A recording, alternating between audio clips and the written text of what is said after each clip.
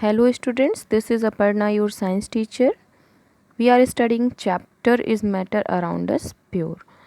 So today our topic is osmosis, osmotic pressure and Tyndall effect. So firstly about osmosis. Some substances from semi-permeable membranes allow some smaller particles to pass through but blocking other larger particles. In biological systems, most semi-permeable membranes allow water to pass through, but solute are not free to do so. We are studying about solution and it is also a property of solution.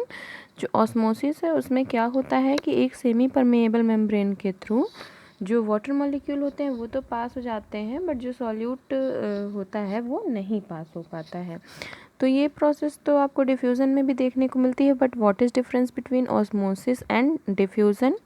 Diffusion में आपकी semi permeable membrane नहीं होती है ना, but osmosis की जो process है उसमें सेमी परमेएबल मेम्ब्रेन की ज़रूरत होती है. सो you can say osmosis is a passive process and happens without any expenditure of energy.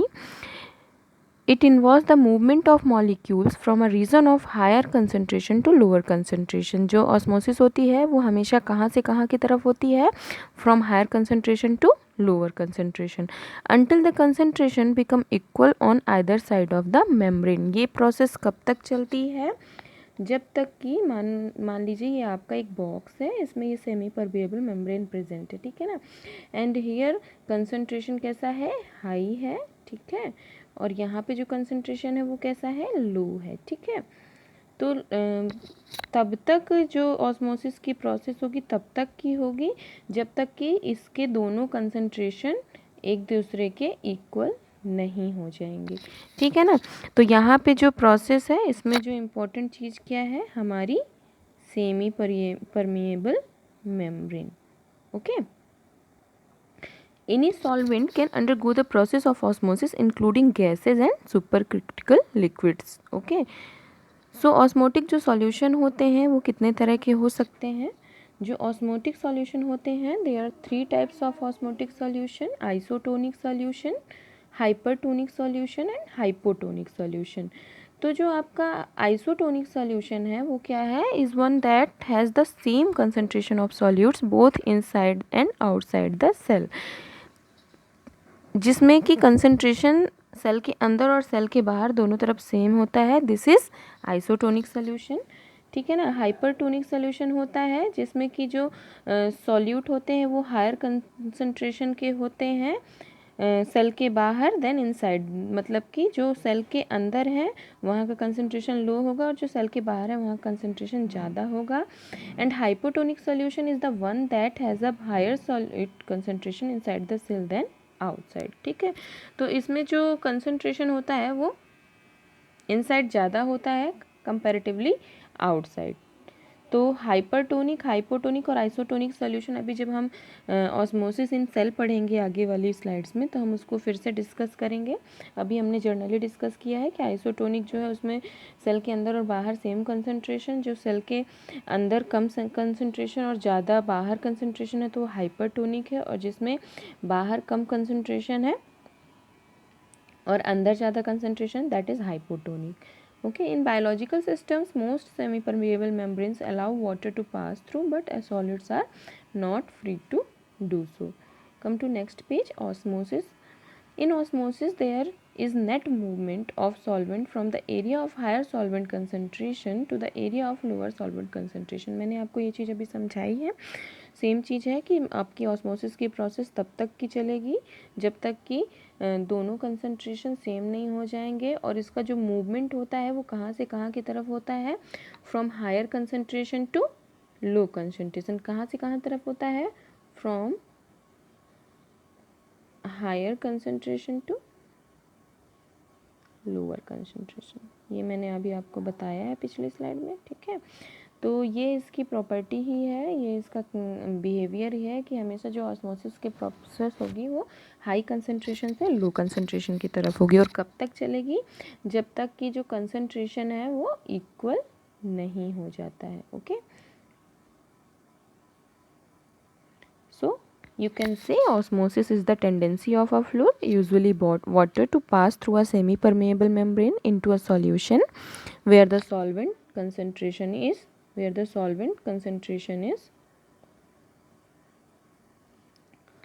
lower and the solute concentration is higher. तो यहाँ पे जो solute का concentration कैसा रहेगा, higher रहेगा, और solvent का कैसा रहेगा, lower. ठीक है ना, तो तभी तो हायर कंसंट्रेशन से लोअर कंसंट्रेशन की तरफ मूवमेंट होगा. ठीक है ना, आप देख सकते हैं ये आपका एक बॉक्स है. ठीक है ना, and it is a semi permeable membrane. ठीक है, एंड ये जो यहाँ पे क्या है, वाटर के जो मॉलिक्यूल हैं वो मूव कर रहे हैं. ठीक है ना, कहाँ से कहाँ की तरफ मूव कर रहे हैं, यहाँ से यहाँ तक. ठीक है, तो यहाँ पे ये जो ब्लू पार्टिकल है क्या है, शुगर इन द सॉल्यूट. ठीक है, and water is the solvent. यहाँ पे जो सॉल्यूट क्या है वो अपना शुगर क्या है, इन्होंने एग्जाम्पल लिया है शुगर का, एंड जो अपना सॉल्वेंट क्या है वो वाटर है. तो कब तक ये मूवमेंट चालू रहेगा, जब तक कि कंसंट्रेशन यहाँ और यहाँ इक्वल नहीं हो जाएगा. Okay, no osmosis in the cell. अभी जैसे हम लोगों ने पढ़ा थोड़ी देर पहले, मैंने आप लोग को बताया था जो ऑस्मोटिक सॉल्यूशंस होते हैं तो वो 3 तरह के होते हैं, आइसोटोनिक, हाइपोटोनिक और हाइपरटोनिक. तो हम पढ़ते हैं ऑस्मोसिस इन द सेल. ठीक है, तो if the solute concentration outside the cell is less than that inside the cell the solution is hypotonic. जैसे कि मैंने आपको पहले ही बताया है कि जो सॉल्यूट का कंसंट्रेशन है, ठीक है ना, अगर बाहर की तरफ कम होता है अंदर की तरफ से, ये जैसे आपका अंदर आप देख पा रहे हैं, ये आपका सेल का इनसाइड एरिया है, तो यहाँ पे कंसंट्रेशन कैसा है, हाई है, और ये आउटर सेल एरिया है. ठीक है ना, ये क्या है, आउटर सेल एरिया है. ठीक है, तो यहाँ पे क्या है, कंसंट्रेशन लो है. तो जब कंसंट्रेशन कैसा है, इनर सेल एरिया में हाई है और आउटर सेल एरिया में लो है, दैट इज हाइप. तो उस टाइप का जो सॉल्यूशन होगा वो क्या होगा, हाइपोटोनिक सॉल्यूशन होगा. Water will flow into the cell and hemolysis result. तो जो सेल होती हैं, ठीक है ना, तो अगर हम यहाँ पे बात कर रहे हैं अपनी बॉडी की, तो हमारी बॉडी के अंदर भी जो सेल्स होती हैं, ठीक है ना, तो जो वाटर है वो सेल की तरफ जाते हैं और इस प्रोसेस को क्या बोलते हैं, हीमोलिसिस बोलते हैं. क्या बोलते हैं, हीमोलिसिस बोलते हैं. ठीक है ना, और जस्ट अपोजिट होता है आपका हाइपरटोनिक. हाइपरटोनिक में क्या होता है, जो इनर एरिया होता है सेल का, जो ये सेल का इनर एरिया है, यहाँ पे कंसंट्रेशन कैसा है, लो है. ठीक है, एंड जो आपका ये आउटर एरिया है, आउटर एरिया में क्या है आपका कंसंट्रेशन, आउटर एरिया में जो कंसंट्रेशन है वो आपका कैसा है, हाई है. तो इस तरह के सॉल्यूशन को क्या बोलोगे आप, हाइपरटोनिक सॉल्यूशन. क्या बोलोगे, मतलब जो ये हाइपरटोनिक सॉल्यूशन है ये हाइपोटोनिक सॉल्यूशन के जस्ट अपोजिट है. जब इनर एरिया में लो कंसंट्रेशन है दैट इज़ हाइपरटोनिक, और जब इनर सेल में कंसंट्रेशन हाई है that is hypotonic. Water will flow out of the cell and crenation result. जब ये कंडीशन होती है, हाइपरटोनिक जो सॉल्यूशन रहता है, जब ये कंडीशन हमारे ब्लड सेल्स में होती है, तो जो वाटर क्या होता है वो सेल से बाहर की तरफ फ्लो होता है, क्योंकि तो जो ये क्रिनेशन की प्रोसेस होती है. तो समझ में आया आपको ये. If you have any doubt you can ask after watching the video.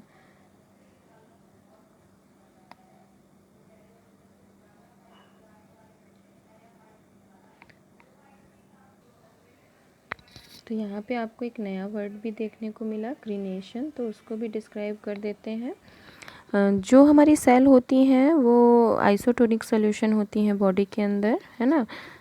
तो जो आइसोटोनिक सॉल्यूशन उसके लिए हमने क्या बताया था, concentration is same in both side of the cell. ठीक है ना, जो सेल के दोनों साइड में जो होता है वो सेम होता है, और हाइपरटोनिक और हाइपोटोनिक में लोअर हाई वाला मामला रहता है, ठीक है ना। So cells are usually is an isotonic solution inside the body, meaning that there is the same concentration of solute and water both inside and outside the cell. This equilibrium allows the cell to keep their shape with water moving in and out at a constant rate and maintaining the same osmotic pressure across the semipermeable membrane. However, when this equilibrium is disrupted by the presence of a higher concentration of solute in the solution, it creates a hypertonic environment which causes the intracellular water to diffuse out. The cell start to shrivel and form abnormal spikes and notches on the cell membrane. This process is called क्रीनेशन। जैसे कि आप देख सकते हैं, आपको इसमें shape जो है वो कैसा दिख रहा है, ये जो शेप है सेल का ये कैसा दिख रहा है, क्या ये जो इसका ऐसा स्ट्रक्चर है शेप का, ये क्यों क्रिएट हो रहा है, क्योंकि जो यहाँ पर हाइपरटोनिक जो एनवायरनमेंट क्रिएट हो रहा है वो किसके कारण क्रिएट हो रहा है, हायर कंसंट्रेशन ऑफ सॉल्यूट के कारण, ठीक है ना।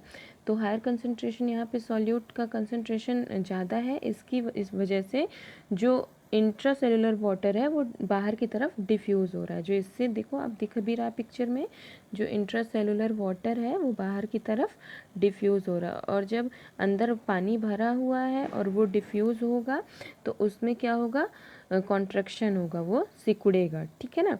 तो जब वो सिकुड़ेगा तो इस तरह से ये जो सिकुड़ने के बाद जो शेप हुआ है इसका सेल का, ठीक है ना, इस पूरी प्रोसेस को ही क्या बोलते हैं, क्रीनेशन बोलते हैं। तो अभी हम पिछली स्लाइड में अगर जाते हैं, अगर हम पिछली स्लाइड में जाते हैं तो इसमें आप देख सकते हैं जो हमारी सेल है वो क्या है, स्वैलन है, ये फूली हुई है, ठीक है ना, ये कैसी है, फूली हुई है। तो ये जो फूला हुआ सेल आपको दिख रहा है वो क्यों दिख रहा है, ड्यू टू हाइपोटोनिक कंडीशन। किसकी वजह से दिख रहा है, ड्यू टू हाइपोटोनिक कंडीशन। और हाइपोटोनिक कंडीशन में क्या होता है, जो बाहर कंसंट्रेशन हाई होता है सॉल्यूट का अंदर की तरफ, ठीक है ना, तो जो वाटर मॉलिक्यूल होंगे वो क्या होंगे, बाहर से अंदर की तरफ तब तक आएंगे जब तक कि दोनों साइड जो कंसंट्रेशन है वो इक्वल नहीं हो जाएगा, ठीक है। तो यहाँ पर आप देख सकते हैं कि ब्लड सेल आपकी कम्प्लीटली फूल गई है। तो ये जो कंडीशन, इस कारण से कई बार हीमोलिसिस की भी कंडीशन क्रिएट होती है। एंड हीमोलिसिस का मतलब क्या होता है, जो ब्लड सेल हैं उनका बस्ट होना, उनका फट जाना। कोई चीज़ जब ज़रूरत से ज़्यादा अधिक फूल जाएगी तो वो फट सकती है। तो इस तरह से जो हमारा सेल है, ब्लड सेल है, उसमें जो कंडीशन क्या होनी चाहिए, आइसोटोनिक। आइसोटोनिक कंडीशन में ऑस्मोटिक प्रेशर रेगुलेट रहता है, ठीक है ना। और क्योंकि दोनों साइड जो कंसंट्रेशन है वो सेम होता है, but in the case of hypotonic solution haemolysis की प्रोसेस होती है, ठीक है ना। और in the case of hypertonic solution, जब ये कंडीशन क्रिएट होती है तो क्रीनेशन की प्रोसेस होती है। अब आ जाते हैं हम ऑस्मोटिक प्रेशर पे। उसके पहले हम ऑस्मोसिस के टाइप के बारे में थोड़ा सा डिस्कस कर लेते हैं। जो ऑस्मोसिस होती है वो दो तरह की होती है, एंडोस्मोसिस एंड एक्सोस्मोसिस। तो एंडोस्मोसिस में क्या होता है, when a substance is placed in a hypotonic solution the solvent molecules move inside the cells and the cells become turgid and undergo deplasmolysis. This is known as endosmosis. तो endosmosis भी मैंने आपको जैसे पहले बताया है, ठीक है ना। तो एंडोस्मोसिस में क्या हो रहा है, आप देख रहे हैं कि जो हाइपोटोनिक कंडीशन है इसी को हम क्या बोल देते हैं, आपका एंडोस्मोसिस की रिएक्शन हो रही है यहाँ पे आपकी एंडोस्मोसिस की रिएक्शन हो रही है, ठीक है ना। और जो क्योंकि यहाँ पे कंसंट्रेशन जो है वो सॉल्यूट का ज़्यादा है, ठीक है ना। और तो जो सॉल्वेंट है उसके मॉलिक्यूल अंदर की तरफ जाएंगे, ठीक है, कंसंट्रेशन को इक्वल करने के लिए। ओके, तो यहाँ पे एक हम ये भी कह सकते हैं कि ये दो तरह का सॉल्यूशन है। यहाँ पे हाई सॉल्यूट कंसंट्रेशन है और यहाँ पे लो सॉल्यूट कंसंट्रेशन है। तो यहाँ पे जो प्रोसेस हो रही है that is process of endosmosis. Okay,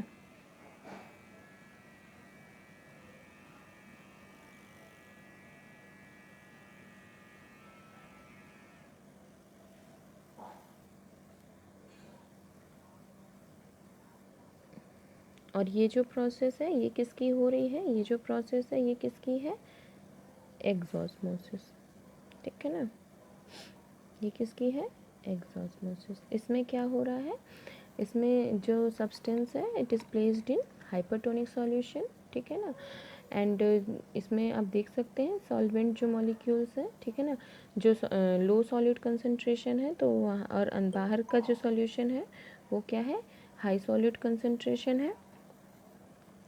तो देख सकते हो आप कि इस कंसंट्रेशन, तो यहाँ पे जो मूवमेंट होता है वो इनसाइड टू आउटसाइड होता है, इसीलिए से इसको क्या बोलते हैं हम, एंडोस्मोसिस, सॉरी एक्सॉस्मोसिस, ठीक है ना, ये कैसा है, एक्सॉस्मोसिस। तो जो ये एंडोस्मोसिस और एक्सॉस्मोसिस की हम अगर बात करते हैं तो ये दोनों ही टाइप होते हैं ऑस्मोसिस के, जिसमें कि एक में जो मूवमेंट होता है वाटर मॉलिक्यूल्स का, वो या तो सॉल्वेंट के मॉलिक्यूल्स का जो एंडोस्मोसिस है उसमें अंदर की तरफ होता है और एक्सॉस्मोसिस में बाहर की तरफ होता है। अब हम थोड़ा सा जो इन ऑस्मोसिस का इफ़ेक्ट थोड़ा सा डिस्कस कर लेते हैं सेल्स में। आपको पता है जो सेल्स होती हैं टू टाइप्स होती हैं, टू टाइप्स ऑफ सेल्स होती हैं, ठीक है ना। तो कौन कौन सी सेल होती हैं, एनिमल सेल होती है और आपकी प्लांट सेल होती है, ठीक है ना। तो जो एनिमल सेल होते हैं तो उसके लिए जो सॉल्यूशन होता है ऑस्मोसिस सॉल्यूशन, तो वो बेस्ट होता है आइसोटोनिक सॉल्यूशन। जो एनिमल सेल होती है सिर्फ आइसोटोनिक सॉल्यूशन में ही सरवाइव कर पाती है, ठीक है ना। और जो प्लांट सेल है वो उसके लिए जो आइडियल होता है वो हाइपोटोनिक सॉल्यूशन होता है, ठीक है। अभी हम इसको, ये बायोलॉजी की तरफ पढ़ रहा है तो अभी हम इसको यहीं पे रोकते हैं और हम ऑस्मोटिक प्रेशर की तरफ चलते हैं। तो ऑस्मोटिक प्रेशर क्या है, ऑस्मोटिक प्रेशर जो है वो मेम्ब्रेन्स में जो मेम्ब्रेन में प्रेशर लगता है, हम ये कह सकते हैं कि ऐसा प्रेशर है ऑस्मोटिक प्रेशर जो कि जो वाटर मॉलिक्यूल डिफ्यूज़ होते हैं मेम्ब्रेन के थ्रू उन्हें रोकने का काम करता है। So we can say osmotic pressure is the pressure required to stop water from diffusing through a membrane by osmosis. It is determined by the concentration of the solute. जो osmotic pressure है वो completely किस पे depend करता है, solute की concentration पे। Water diffuses into the area of higher concentration from the area of lower concentration. जो वाटर होता है उसका डिफ्यूजमेंट कहाँ से कहाँ की तरफ होता है, from higher concentration to lower concentration. When the concentration of the substances in the two areas in contact is different, the substances will diffuse until the concentration is uniform throughout. तो जैसे कि मैं पहले ही बता चुकी हूँ, डिफ्यूज़न की process तब तक होगी जब तक कि दोनों साइड का कंसंट्रेशन सेम नहीं हो जाता है। बट ध्यान रहे ये डिफ्यूज़न नहीं, ये ऑस्मोसिस है, because here a semi permeable membrane is present. तो डिफरेंस यही है ऑस्मोसिस और डिफ्यूज़न में, ठीक है ना। तो जो ऑस्मोटिक प्रेशर है तो वो क्या हो गया, the pressure required to stop osmosis known as osmotic pressure. मतलब ऑस्मोसिस की प्रोसेस को रोकने के लिए, ऑस्मोसिस की प्रोसेस क्या है, वाटर मॉलिक्यूल का सेमी परमेबल मेम्ब्रेन से दूसरी तरफ जाना, ठीक है ना। तो इस प्रोसेस को जो रोकने वाला प्रेशर है वो क्या है, ऑस्मोटिक प्रेशर है, जिसे हम किससे डिनोट करते हैं, पाई से। And what is the formula, pi equal to n upon V R T. और जो एन अपान वी है इसकी जगह हम रिप्लेस करके एम पुट कर सकते हैं। जो एम है वो हमारा क्या है, मोलरिटी ऑफ द सॉल्यूशन। तो आई होप आपको ऑस्मोटिक प्रेशर समझ में आ गया होगा, ठीक है ना। तो यहाँ पे जो आपका आर है वो क्या है, गैस कांस्टेंट है। आर जो है यहाँ पे ये गैस कांस्टेंट है, ठीक है ना। और जो टी है वो क्या है, टेम्परेचर है। तो फिर से आप देख लीजिए, जो यहाँ पे आपका m है that is molar concentration, that is molar concentration of solute, ठीक है ना। मोलर कंसंट्रेशन को ही हम क्या बोलते हैं, मोलरिटी बोलते हैं, ठीक है। और जो r है वो आपका गैस कांस्टेंट है, ठीक है ये। और जो t है वो आपका क्या है, टेम्परेचर है, ओके। तो ये हुआ आपका ऑस्मोटिक प्रेशर। अब टिंडल इफ़ेक्ट के बारे में हम थोड़ा सा पढ़ सकते हैं, but video is going to long, so video is going too long, so we will discuss Tyndall effect in our next class. Okay students, thank you so much.